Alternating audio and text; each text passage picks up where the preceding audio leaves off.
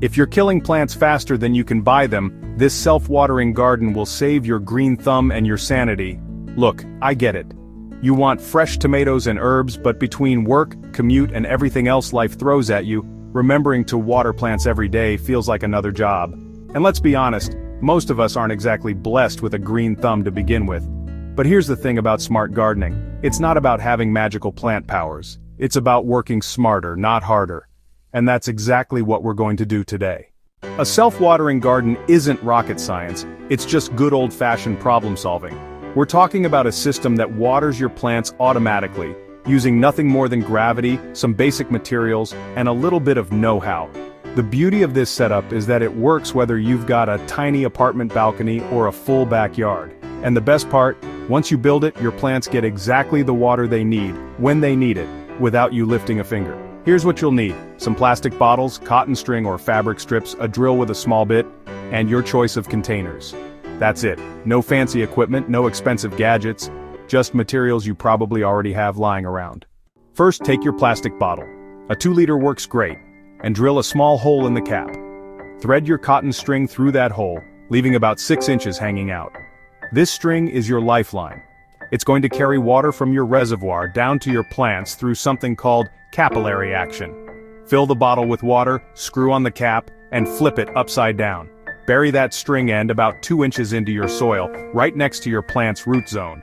The water will travel down that string at exactly the rate your soil can absorb it. For larger setups, you can use a 5-gallon bucket with multiple strings feeding different plants. Same principle, bigger scale. The key is getting that string placement right. Too shallow and it won't work. Too deep and you might disturb the roots. This system is perfect for our lifestyle because it solves the real problem: inconsistent watering. Most plants die from either too much water or too little, usually because we forget for 3 days, then panic and drown them trying to make up for it. With self-watering, your plants get steady, consistent moisture. No more guessing, no more plant casualties, no more guilt about that basil plant you killed last month. The system does the thinking for you. And if you're dealing with water restrictions in places like California or Arizona, this method is incredibly efficient. You're not losing water to evaporation or runoff. Every drop goes exactly where it's needed. For apartment dwellers, this is a game changer. You can set up self-watering containers on your balcony, windowsill, or even indoors. Use smaller bottles for herbs, larger containers for vegetables. The beauty is scalability. Start with 1 tomato plant in a self-watering container. Once you see how well it works, expand from there. Before you know it, you'll have a thriving garden that practically takes care of itself. And here's a pro tip: group plants with similar water needs together. Your lettuce and spinach can share a reservoir, while your peppers and tomatoes get their own setup. Building a self-watering garden isn't about being lazy, it's about being smart. It's about using simple technology to solve a real problem.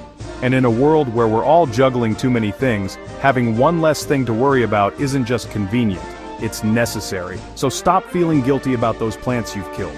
Stop making excuses about not having time to garden.